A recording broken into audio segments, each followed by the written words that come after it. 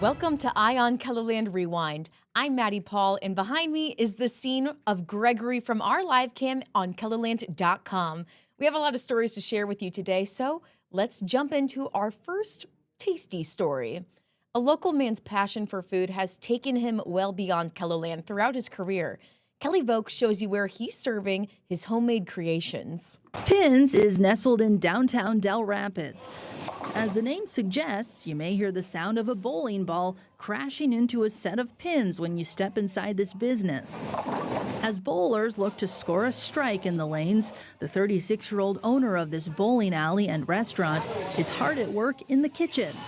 While this bowling alley has been a part of the community for decades, Casey McCoy took over more than 3 years ago. I think we've really expanded on the restaurant portion of it over the last few years. That is a huge focus point for us. Candace Ford of Del Rapids eats at Pins about once a week. Very tasty.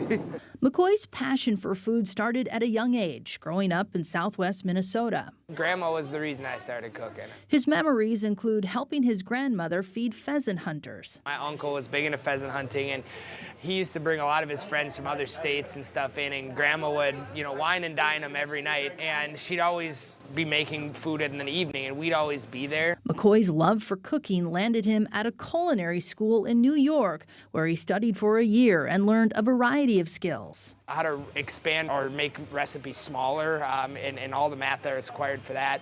We had menu writing classes. One of my favorites, product knowledge.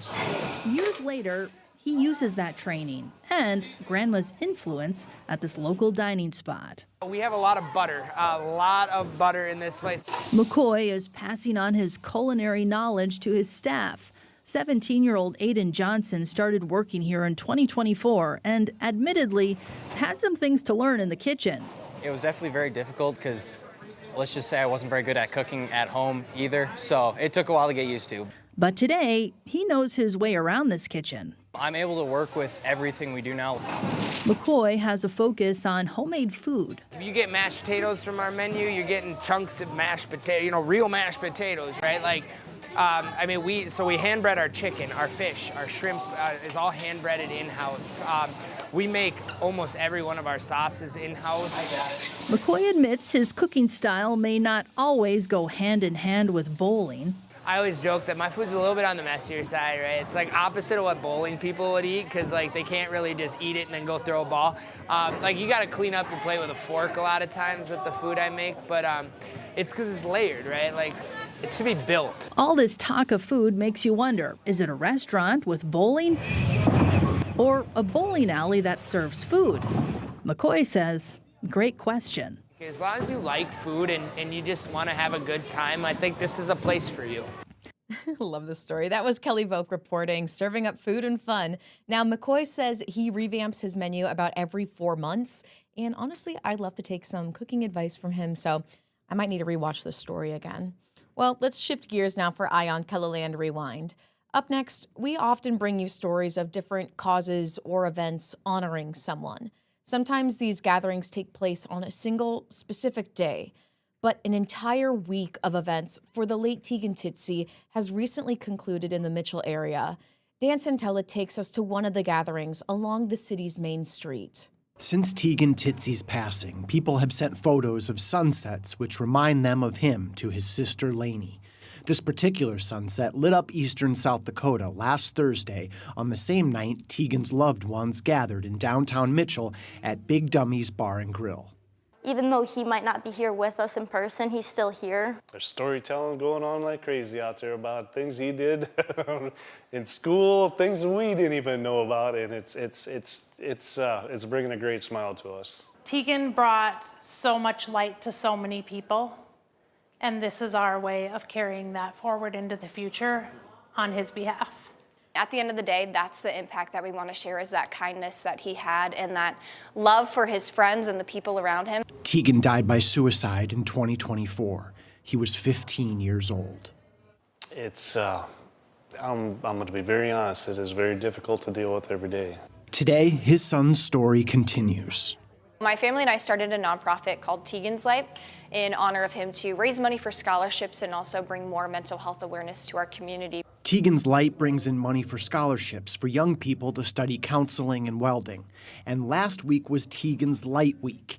It began on Sunday, February 22nd, Tegan's birthday, and concluded Saturday, February 28th, the day he passed away. Among these 7 days, there was time for socializing, remembering, and fundraising, as well as enjoying treats and taking in presentations.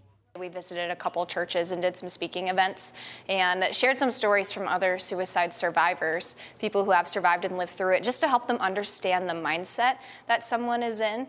And so that kind of helped bring awareness to our rural communities where the stigma is really prevalent. There was also an executive proclamation from South Dakota Governor Larry Roden. And here at Big Dummies, there's a special offering. As a little kid, he always called it the Messy Burger, and so that's what we named this burger off of. Tegan's father, Mike, says this week dedicated to Tegan's Light is for anyone facing a mental health challenge.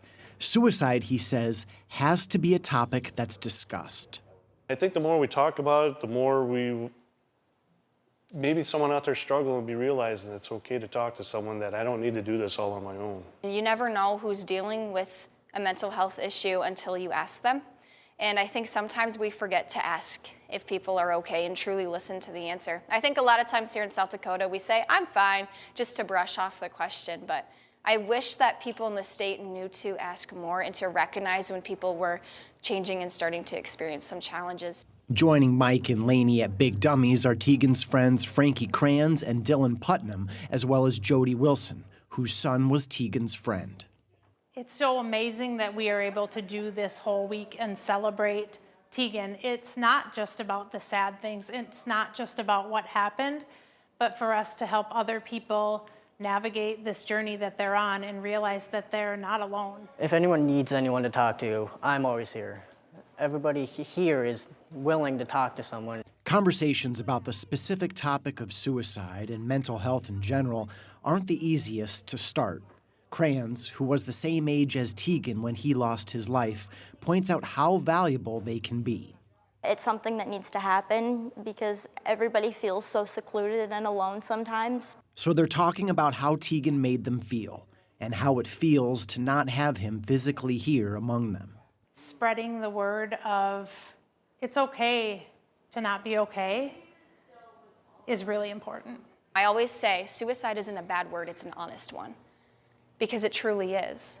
And truth is, one day the messaging of Tegan's Light may very well save someone's life. It'll mean everything to the people who keep telling his story. That's our hope and dream, that we're saving somebody's life, and it'd be great to know. He made an impact on the world, and we just want to help him continue that impact. And that was Dan Santella reporting. If you or someone that you care about is experiencing a mental health crisis, you can call or text 988. Now, we still have a lot of stories to go through for Eye on KELOLAND Rewind today. Still to come, one family farm has been growing soybeans and corn since the 1980s, but it's not always easy to keep that tradition going. We head to the farm to see how this family has been able to stick together, even during the hard times. We'll share this family story when we come back after the break. You're watching Eye on KELOLAND Rewind.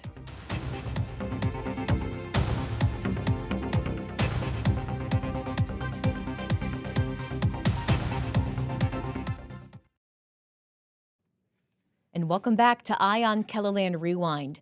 Farming has evolved through the years with big changes in technology and the methods being used. But another major change that farming has seen is a decrease in family farms. Sydney Hoyer introduces us to one family who is defying the odds. On the southeastern edge of South Dakota is Scott Family Farms. We grow soybeans and corn. We've done that as long as I can remember. Jordan is a fifth-generation farmer, but not all family farms have survived the way the Scott's farm has. You just do your best and keep going, and that's all you can do. And at some point, some people just need to quit, and we haven't had to, so we feel very fortunate. According to Governor Larry Roden in his State of the State address earlier this year, the Scotts are more fortunate than thousands of South Dakota families. In the last decade, we lost 3,600 family farms in South Dakota. That trend is something that Kevin Scott has seen in his years of farming.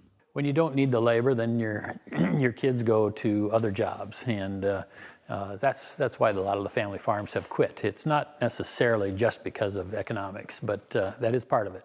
Janelle and Kevin started farming together after high school, and 45 years later, she says it's been a good way of life. We're a team, so we just try to make the best decisions we know, and those decisions happen to be on the farm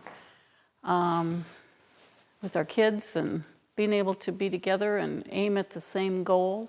And although the farm has survived for decades, that doesn't mean the Scotts never had hard times. We started in the 80s, which was a bad time for farming, but it was a good time to start because we didn't have anything to lose. So sometimes the bad times are advantageous.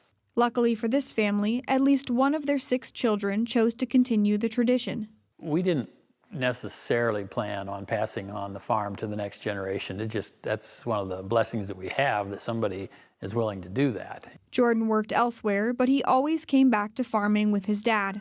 Everything I know on the farm, I learned from him. Because the Scotts farm isn't a large one, that has kept other family members from being able to work there. I think more than Jordan would like to farm, but that's another matter, that we just don't have enough farm ground or enterprises, livestock or otherwise, to employ more of the family farm. As Jordan raises the potential 6th generation of farmers to take over, they hold on to the hope that the family tradition will continue for years to come. They love riding along in the tractors and going with Dad or Grandpa and doing whatever they can and act like they're driving the tractors and things like that. We build an operation hoping the next generation will build on that and move it to the next generation, but you never know. These little guys right now, they're more interested in firefighting and race car driving and whatever else. As Kevin and Janelle think about retirement and look back on their years as farmers, the positive times remain top of their minds. We're very grateful that we've had this life. And that was Sydney Hoyer reporting. But still to come, the Summit League tournament can be a stressful time for any athlete that steps on the court. That's why One Place is providing a place for athletes to de-stress. More to come after the break. You're watching Eye on KELOLAND Rewind.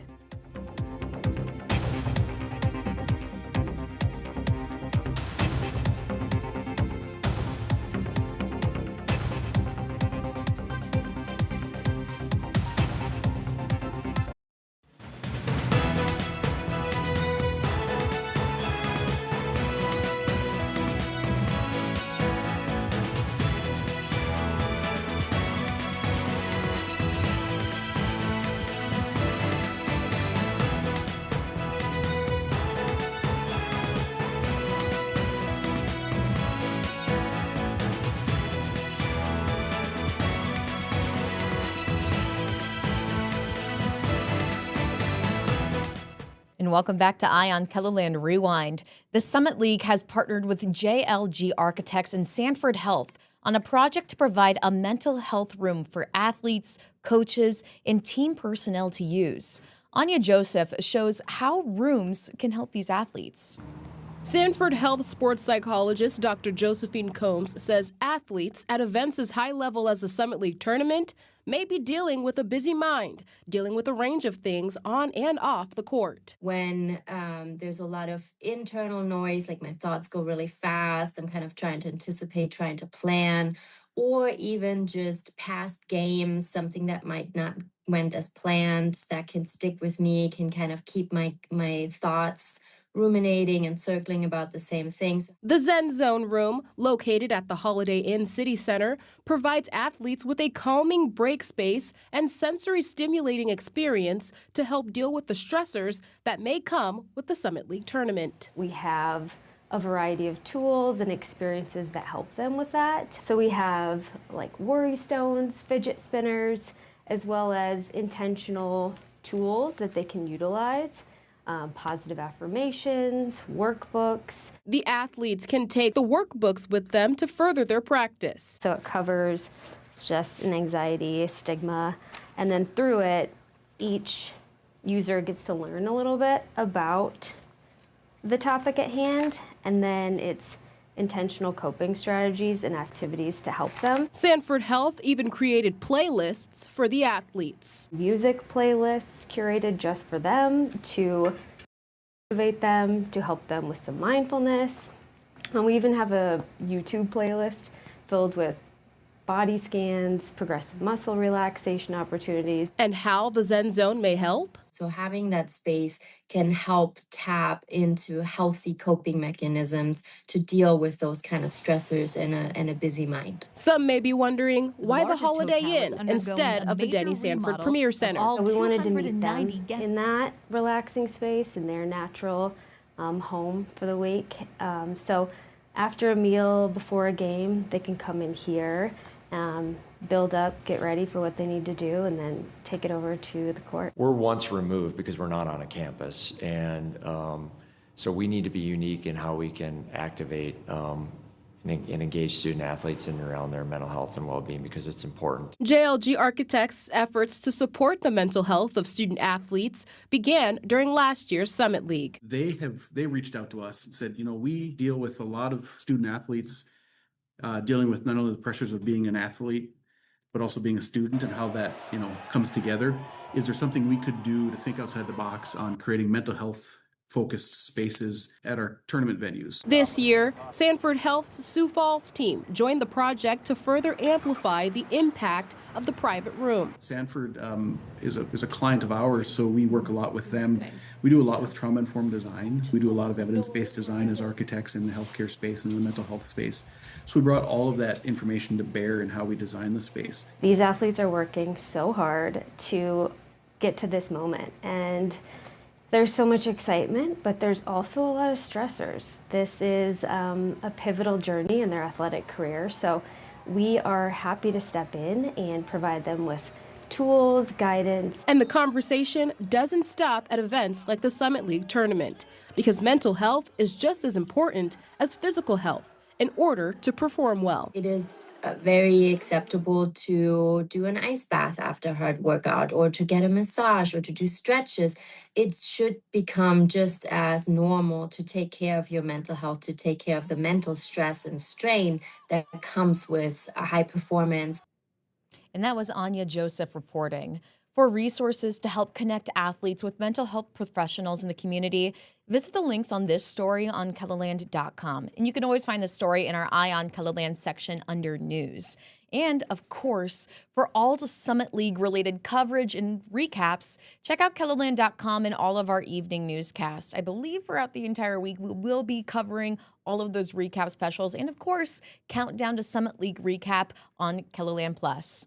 Now, we still have one story to get to today for Eye on KELOLAND Rewind. Still to come, an Eastern KELOLAND Zoo is home to a variety of animals and a special rehabilitation program. We tell you how it's helping birds spread their wings again when we come back after the break. You're watching Eye on KELOLAND Rewind.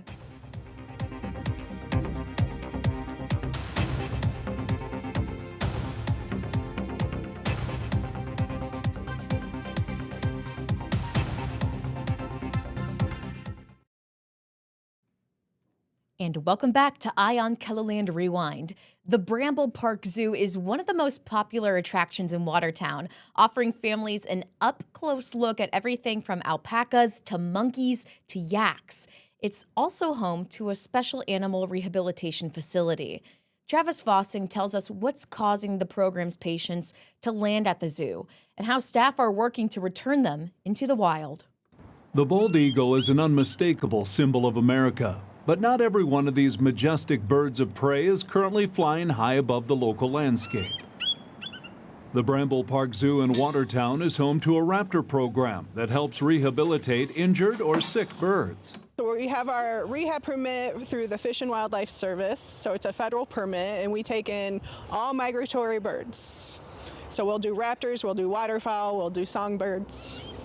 Zoo Director Stacy Plucker says the zoo takes in birds from all over the area. We work with Fish Wildlife Service, we work with Game Fish and Parks, we work with the general public, so when they find an injured animal, they'll call us. Every case is different, especially when it comes to bald eagles. A lot of them get hit by cars. We see a lot of West Nile. We had a lot of West Nile last year with all of our rain late in the season, and right now, early spring, we're seeing a lot of lead poisoning. It's usually mortality rate is 90%. Or more. John Gilman is a zookeeper and oversees the birds of prey area. Day-to-day cleaning, picking up after them, giving them fresh food and water, scrubbing pools, things like that. He says eagles end up with lead in their system by eating fish that have swallowed lead weights or consumed animals that have been hunted with lead shot. It's really a tough thing to treat, and it happens so quickly. Once the bird ingests the lead, and the piece of lead can be the size of a grain of rice, and that can kill the bird. The signs of lead poisoning are easy to see. They'll get really lethargic, they'll get really head down, seizures, blindness, things like that. And once they start having seizures and blindness, there's nothing more that we can do for them. It's never easy, and we have to do what's best for the bird and what's best for our animals overall. So we have to keep their welfare in mind at all times. If an eagle dies, the zoo has to follow specific guidelines. The carcass must be frozen and sent to the Eagle Repository in Colorado. But that's not where the story ends. Native Americans can put in a request for eagle feathers or whole wings or talons or anything like that. The zoo saw more than a dozen eagles last year and managed to release 3 back into the wild. They're currently rehabbing a bald eagle, golden eagle, and red-tailed hawk. Just treated a golden eagle with lead poisoning, and he's doing pretty well, but he's not flying well. And then they have to pass a hunt test as well. So there's several factors that go into release, but we want to make sure they're strong enough, can maintain and sustain flights, and then be able to hunt, so we don't get them back. While the birds are in their care, staff try and stay as hands-off as possible. Our rehab program, we keep them wild. We want them wild. They don't want them around people.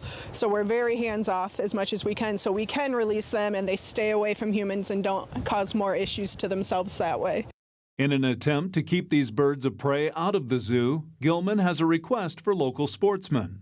Pay attention to what you're shooting, what you're fishing with. Lead is very toxic and it's very deadly to a lot of birds, not just bald eagles, but it's very deadly to all birds, even waterfowl. Whatever the reason the birds land in their care, the Bramble Park Zoo has one goal for each and every one. We want them to go wild and enjoy their life. Saving the symbol of America. That was Travis Fossing reporting. Now, Plucker says if you ever encounter an injured bird, especially an eagle, please call Game Fish and Parks. And the zoo hopes to release an eagle and a hawk back into the wild at the end of the month. Such incredible stories for Eye on KELOLAND Rewind for this episode. But unfortunately, that's all the time that we have today.